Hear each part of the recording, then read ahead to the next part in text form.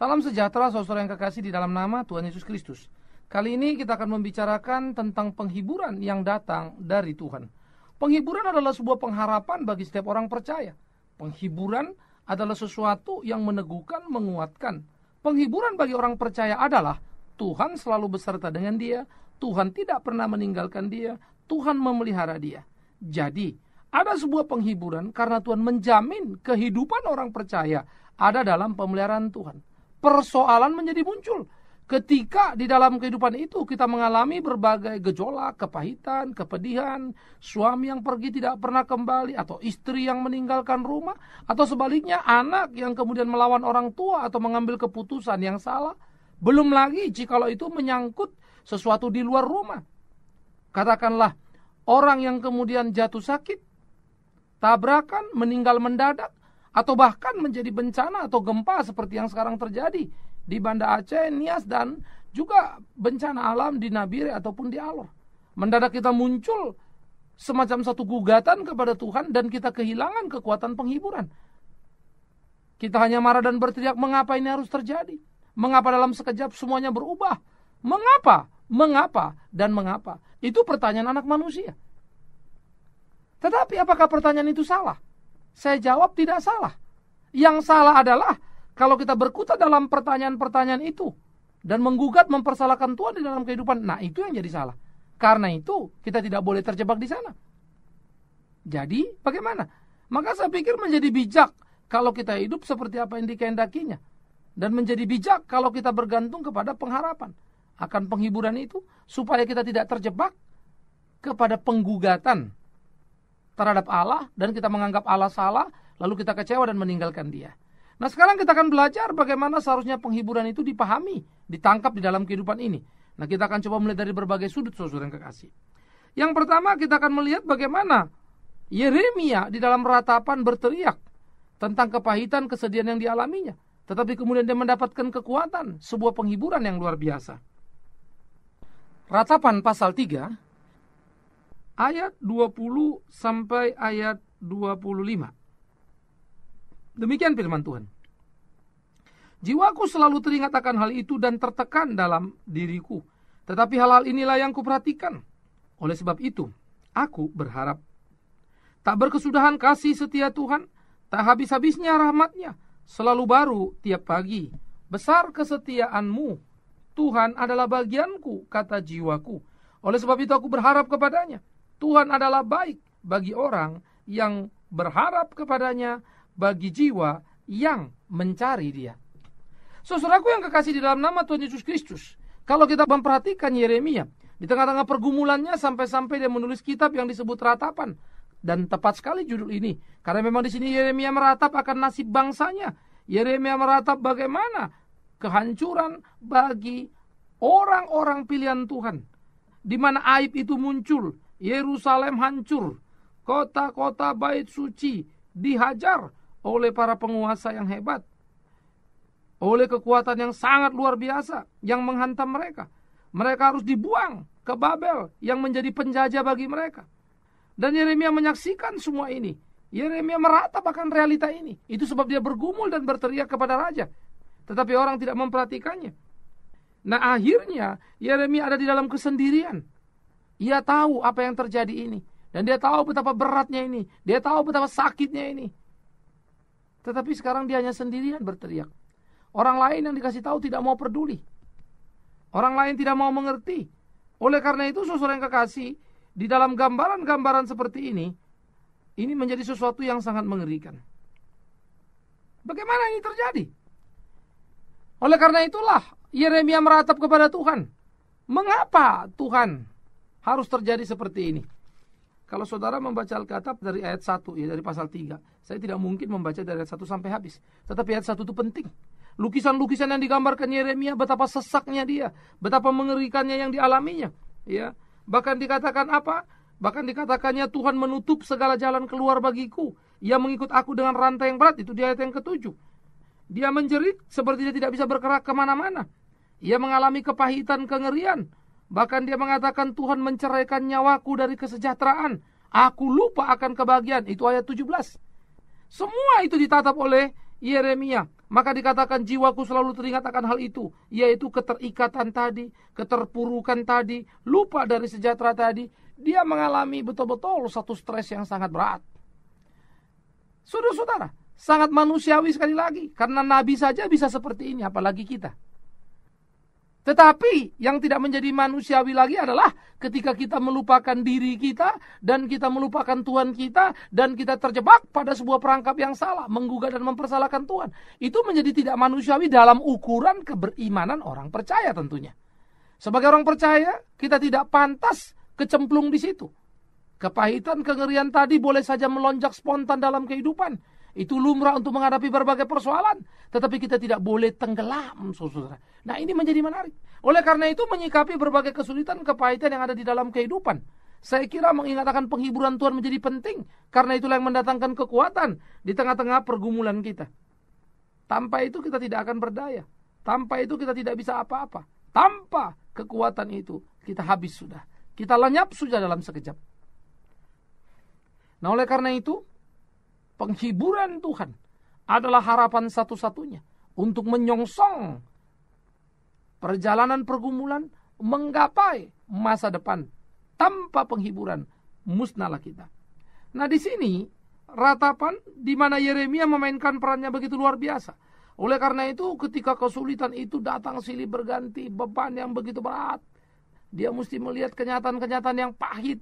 Bagaimana bangsanya terpuruk di tangan bangsa Babel yang kafir itu, sehingga harga diri mereka tercabik-cabik. Sangat mengerikan. Tapi di sisi lain bangsa itu bebal, sudah tidak mau takut lagi kepada Tuhan, tidak lagi mau mengerti kebenaran, sehingga mereka terbuang. Habis semuanya, hancur semuanya. Bukan saja bangsa itu terbuang, tapi pada saat yang bersamaan spiritual mereka merosot tajam. Nilai kehidupan mereka sangat menyedihkan. Sehingga hilang, bukan saja sekali lagi tadi saya bilang hilang. Kalau kita kematian orang kan itu hilang, kita bilang ya, oh dia mati. Tetapi kalau dia mati dalam kebenaran, hati kita kan masih kuat. Tapi kalau dia sudah mati tapi justru juga dalam kesesatan, hati kita kan hancur setengah mati. Bukan saja atas kematiannya, tapi kesesatannya itu loh yang membuat kita mereka-reka atau bertanya-tanya, kemana gerangan orang ini? Orang yang kita kasihi ini bagaimana ini? Nah, oleh karena itu saudara, apa yang dialami Yeremia merupakan pergumulan yang absolutely pergumulan berat. Sebuah tanggung jawab dari seorang nabi terekspresi di sana. Ini nabi kalau tanggung jawab begini. Kalau nabi tidak tanggung jawab kan, nah bodoh amat lah, mau matilah mereka kan begitu ya. Bodoh amat, tinggal sudah. Yang penting aku. Itu pemimpin agama yang mau menyelamatkan diri sendiri, menguntungkan diri sendiri, makan berkat untuk diri sendiri, mau hidup untuk diri sendiri, abaikan yang lain. Tetapi Yeremia berbeda sekali, saudara yang kekasih. Yeremia punya tanggung jawab yang begitu besar, yang begitu luar biasa, sehingga persoalan bangsanya adalah persoalan dia. Ia pemimpin yang hebat. Apa yang dihadapi oleh orang dipimpinnya itu pula pergumulan dia. Wow, luar biasa sekali. Nah, di situ Yeremia bergumul betul-betul. Oleh karena itu kepahitan, kesedihan, sampai dia mengatakan, aku lupa apa itu kesejahteraan. Betul-betul menunjukkan kepahitan, pergumulan yang sangat luar biasa. Namun di tengah-tengah semuanya, sekali lagi Yeremia tidak terbenam dan tinggal di situ, mati di situ, habis di situ. Yeremia segera menemukan sesuatu yang luar biasa. Itu yang dikatakannya dalam ayat 21. Tetapi hal inilah yang kuperhatikan. Oleh sebab itu aku berharap. Nah, ini menarik sekali.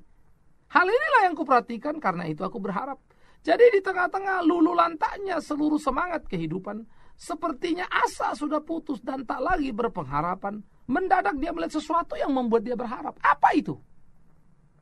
Apa itu yang membuat dia berharap? Oh, ini pertanyaan serius. Maka jawabannya adalah bahwa tak berkesudahan kasih setia Tuhan. Tak habis-habisnya rahmatnya, selalu baru tiap pagi, besar kesetiaanmu. Jadi saudara-saudara, kita melihat bagaimana harapan Yeremia muncul. Justru dikatakannya apa? Karena tidak berkesudahan kasih setia Tuhan. Karena tidak habis-habisnya rahmatnya.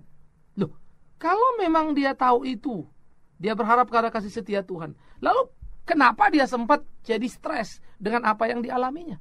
Dengan apa yang dilihatnya tentang bangsanya? Nah, di sini kita harus hati-hati. Mestinya kan kasih setia Tuhan kan selalu baru tiap pagi. Mestinya sebelum dia meratap, kemarinnya kan juga baru dong. Kalau baru kemarin, hari ini nggak perlu meratap. Sehingga tidak perlu tunggu besok supaya baru, kan begitu. Karena baru tiap hari. Kalau memang baru tiap hari, kenapa Yeremia sampai meratap? Ada satu titik di mana sepertinya kasih setia Tuhan tidak dilihatnya. Nah saudara, memikirkan bagian ini penting sekali. Nah disitulah memang di tengah-tengah pergumulan itu, ketika Yeremia coba mau menanggung semua kesulitan dan kepahitan itu, ketika dia mulai kecewa dengan apa yang dilihatnya, ya, kehancuran bangsanya. Pada saat itu dia mau take over semuanya, dia mau mengambil alih semuanya. Pada waktu itulah dia mengalami kesulitan yang luar biasa. Karena mana bisa anak manusia mampu menanggung semuanya. Rasa tanggung jawab yang besar menjadi bumerang bagi Yeremia. Tanggung jawab tidak salah loh. Jangan saudara bilang, nanti tanggung jawab jadi bumerang, jadi jangan tanggung jawab. Bukan itu. Tapi saya ingin mengatakan rasa tanggung jawab pada Yeremia yang begitu besar memang kemudian menjadi bumerang karena Yeremia coba mau menyelesaikan sendiri bagian ini. Coba mau menyelesaikan sendiri kasus ini. Coba mau membereskan sendiri kasus ini. Dia nggak berdaya. Dia tidak bisa. Maka yang terjadi adalah Yeremia diserang balik oleh persoalan itu. Dia tertekan. Sehingga hari itu menjadi seperti hari di mana kasih Tuhan tidak baru. Tapi apakah kasih Tuhan tidak baru? Tetap baru. Tapi ketenggelaman Yeremia kepada persoalan yang ada dan coba untuk membereskan itu membuat dia tenggelam. Sehingga tidak bisa melihat kasih yang baru juga hari itu. Nah oleh karena itu dalam pergumulan-pergumulan yang dilewatinya, semakin dia menyesak, semakin dia sulit. Sekejap, langsung dia mengingat, ini loh kasih Tuhan. Kasih Tuhan yang selalu baru, yang hampir saja aku kehilangan. Kasih Tuhan yang selalu baru, yang hampir saja aku lupakan. Kasih Tuhan yang selalu baru, yang hampir saja aku abaikan. Nah oleh karena itu Yeremia segera berbalik 180 derajat. Dari posisi coba menanggung semuanya sendiri, sekarang dia berteriak kepada Tuhan. Betul, kasih setia Tuhan selalu baru tiap pagi. Nah sekarang muncul lagi pertanyaan. Lah kalau kasih setia Tuhan baru setiap pagi, baru untuk bangsa Israel, kenapa bangsa Israel itu hancur dan harus terbuang ke Babel? Kan gitu kan? Kalau memang betul apa yang dikatakan Yeremia. Bahkan fakta itulah yang membuat Yeremia menjadi stres berat. Sampai kemudian dia sadar kasih setia Tuhan selalu baru tiap hari. Nah saudara-saudara, dalam konsep memahami kasih setia Tuhan yang selalu baru itu sebagai sebuah penghiburan, Anda jangan salah paham. Itu tidak sama dengan Anda kan punya uang, doa dapat uang. Anda sakit, doa sembuh. Anda punya problem, doa beres.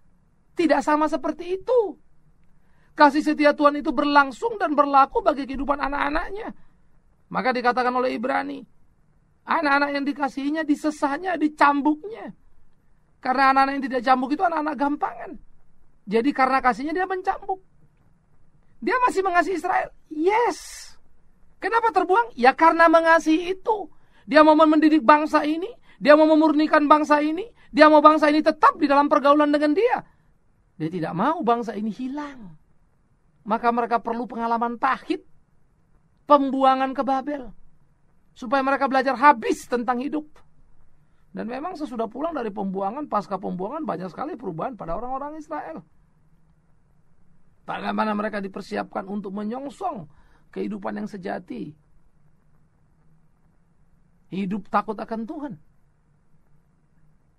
Sampai kemudian ada beberapa ratus tahun masa kegelapan sebelum Kristus datang.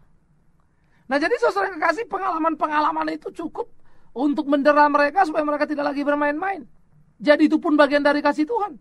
Tetapi fakta yang dilihat dengan mata telanjang, fakta yang dilihat dengan kasat mata adalah fakta yang menyedihkan. Ya keterbuangan tadi. Sampai Yeremia pun terjebak pada fenomena itu.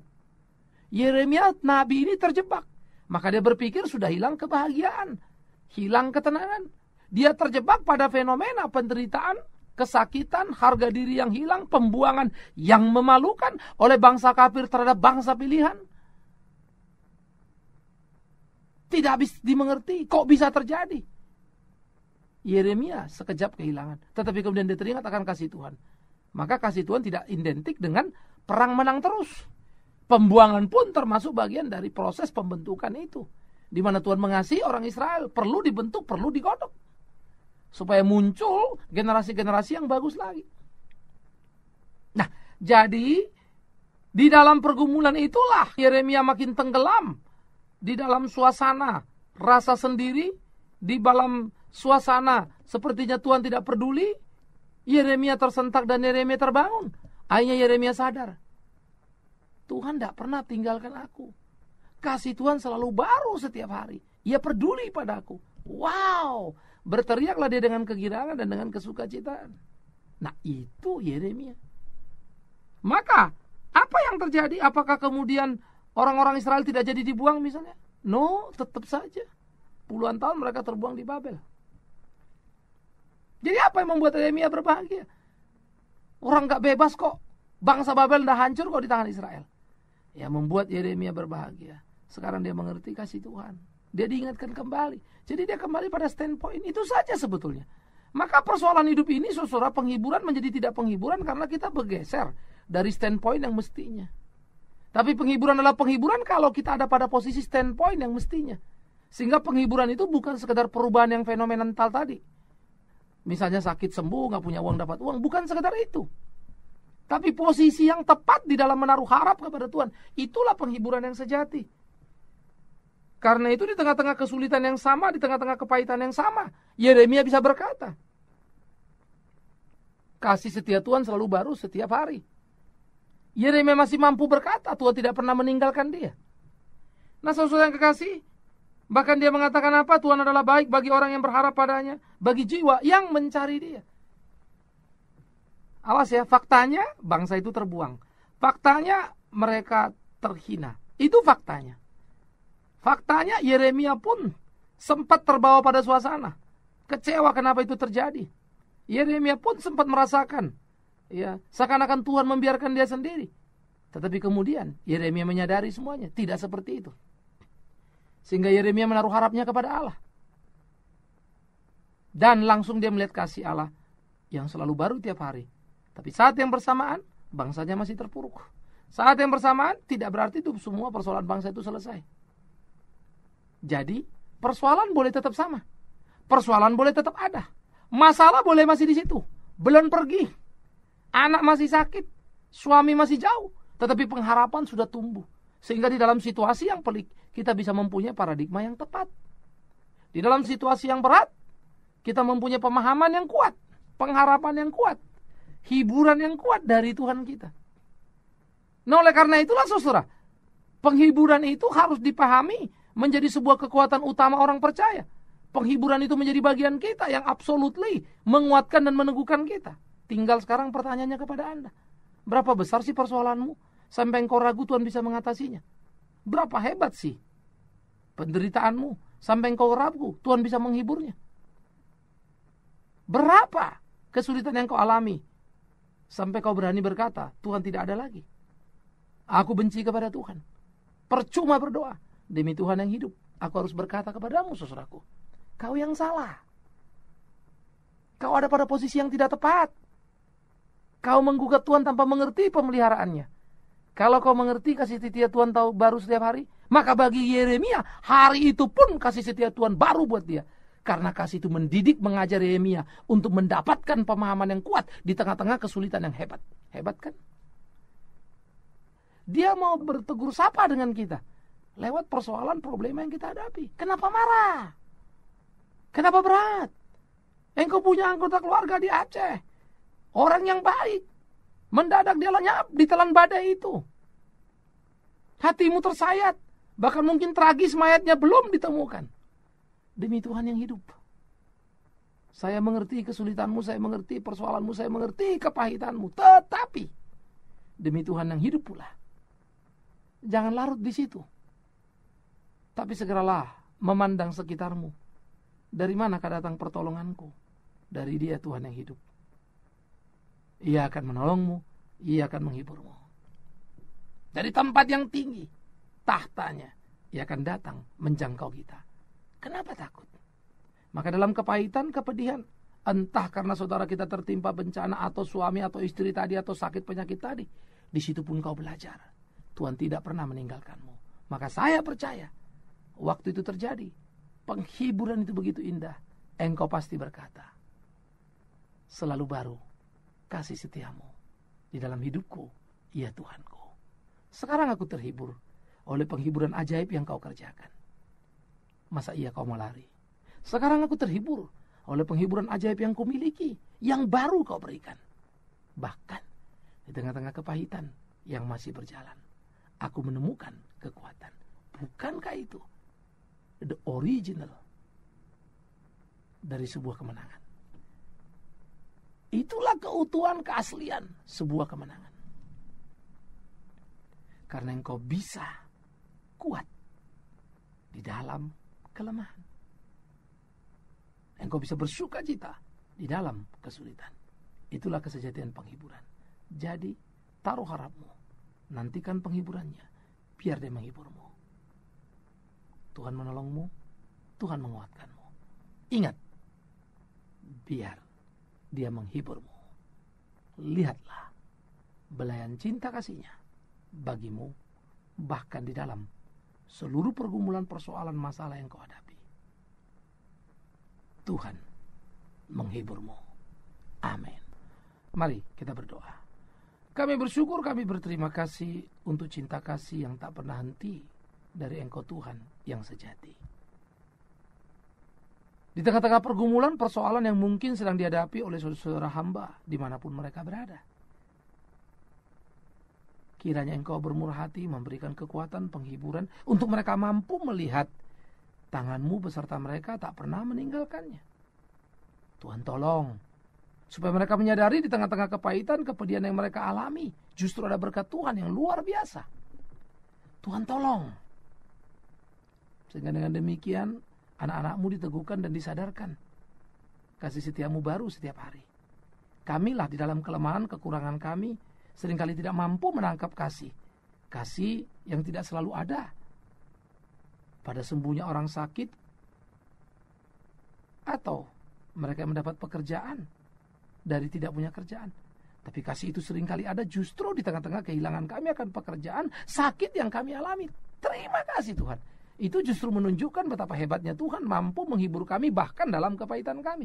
Itulah penghiburan sejati yang melebihi apa yang bisa dikerjakan oleh manusia. Karena itu sekali lagi kami bersyukur padamu, Engkau memberkati setiap saudara kami. Di dalam nama Yesus Kristus Tuhan kami berdoa. Amin.